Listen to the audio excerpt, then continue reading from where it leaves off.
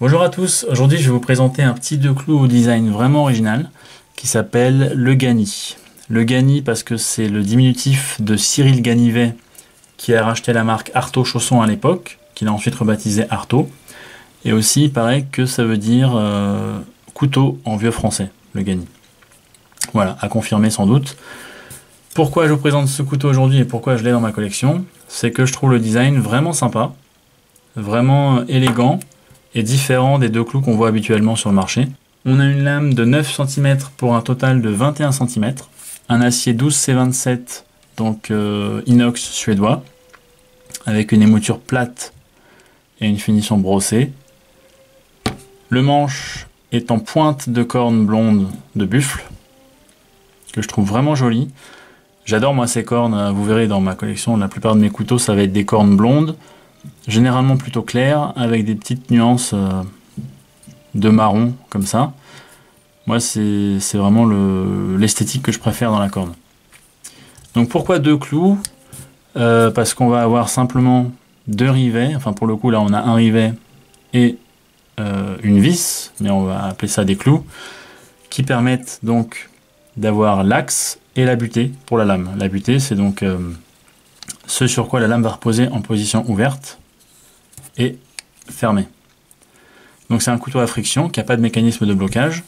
Donc voilà, c'est pas fait pour aller couper des arbres, mais pour une utilisation, disons, traditionnelle pour casser la croûte, c'est top, il n'y a aucun souci. Et c'est aussi un pied monté, puisqu'on a cette petite lentille là, qui dépasse de la lame en position fermée et qui permet de venir ouvrir le couteau d'une main. Alors, la lame était pas mal desserrée, donc je l'ai resserrée juste avant de faire cette vidéo, mais je crois que je l'ai serrée un peu trop fort. Mais normalement, ça permet de venir ouvrir d'une main comme ça. Voilà, avec le pouce, la lame. Et moi je trouve que ça a aussi une esthétique assez sympa quand c'est fermé. Voilà, c'est joli. On a un petit guillochage juste là sur la base de la lame. C'est assez original, j'avais jamais vu ça avant. Ça se voit en position fermée, mais aussi en position ouverte. C'est discret, c'est sympa, j'aime bien.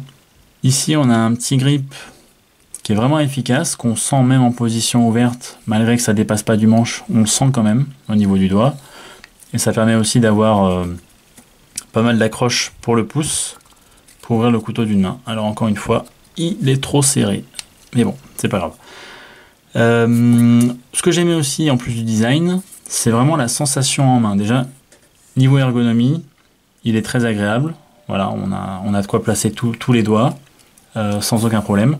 Mais en plus de ça, il est bien équilibré. Souvent, les deux clous vont avoir des manches pleins en corne ou en bois qui sont assez légers. La lame étant en acier, la majorité du poids va se retrouver dans la lame. Donc quand on a le couteau en main, on a la sensation que le couteau part un peu vers l'avant comme ça. Ici, ce qui pourrait être un défaut au départ, et je trouve une qualité, le manche est vachement plus long que la lame.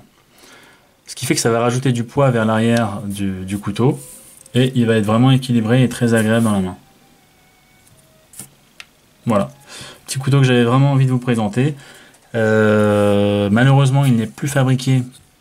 Ça fait déjà un bout de temps qu'il n'est plus fabriqué. Moi, je l'ai acheté il y a 5-6 ans facile, peut-être 7-8 ans même. J'arrive pas trop à me souvenir. Et déjà à l'époque, il était compliqué à trouver. Pour vous dire, j'avais été dans une boutique à Thiers, j'ai demandé ce couteau.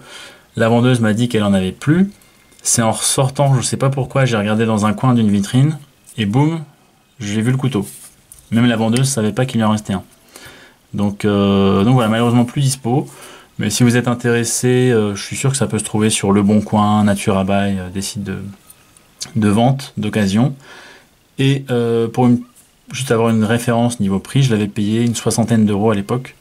Voilà, moi je trouve ça assez abordable vu la qualité et la finition. C'est fait en France, c'est très bien poli au niveau du manche. On a un beau matériau, un beau produit à la fin. Donc voilà, moi je trouve que ça les vaut parfaitement. Ça y est pour cette vidéo, j'espère que ça vous a plu. N'hésitez pas à me laisser un petit commentaire pour me dire ce que vous en pensez. Et puis je vous retrouve bientôt pour une prochaine vidéo. Ciao.